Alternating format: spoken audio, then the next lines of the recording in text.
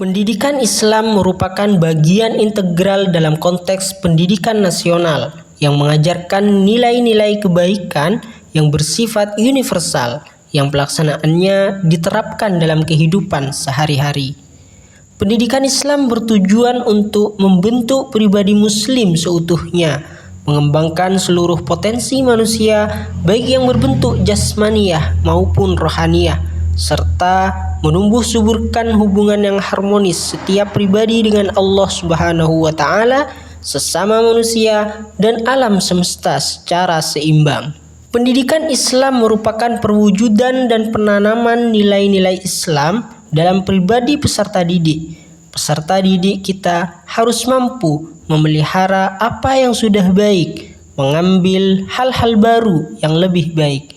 Al-muhafazatu 'alal qadimis shalih wal akhdhu bil jadidil aslah. Oleh karena itu, diperlukan gerakan revolutif dengan menempatkan generasi muda pembangun kembali karakter bangsa, pemberdayaan karakter, dan merekayasa karakter. Peran yang terakhir ini menuntut generasi muda untuk terus melakukan pembelajaran. Harus diakui bahwa pengembangan karakter positif bangsa bagaimanapun juga menuntut adanya modifikasi dan rekayasa yang tepat disesuaikan dengan perkembangan zaman. Dalam konteks persaingan global, pendidikan harus mampu berperan aktif menyiapkan sumber manusia terdidik yang mampu menghadapi berbagai tantangan kehidupan, baik lokal, regional, nasional, maupun internasional. Melalui belajar, kita dapat terus melakukan perubahan, karena muara belajar adalah adanya perubahan. Di dalam belajar, kita tidak hanya mengumpulkan pengetahuan sebanyak-banyaknya, tetapi juga kita harus melakukan proses internalisasi dari sejumlah pengetahuan yang diperoleh. Kurikulum Merdeka dirancang dengan beberapa prinsip.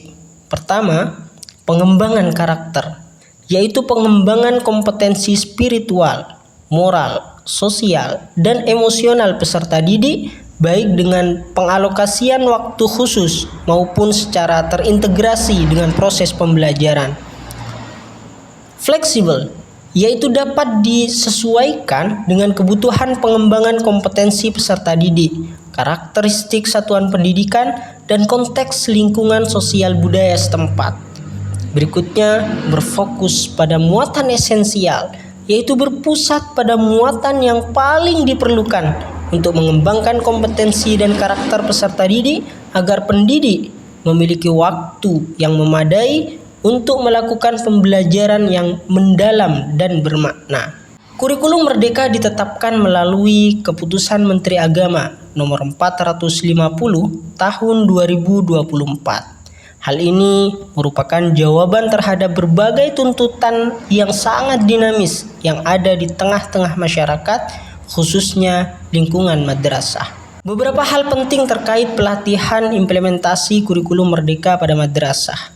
Pertama, kurikulum Merdeka yang kita pelajari ini adalah implementasi dari Keputusan Menteri Agama Nomor 450 Tahun 2024 pengganti KMA 347 tahun 2022. Yang kedua, KMA nomor 450 tahun 2024 ini merupakan respons terhadap dinamika kemajuan ilmu, pengetahuan, teknologi, komunikasi, dan tuntutan kehidupan abad 21 dengan beragam perubahannya.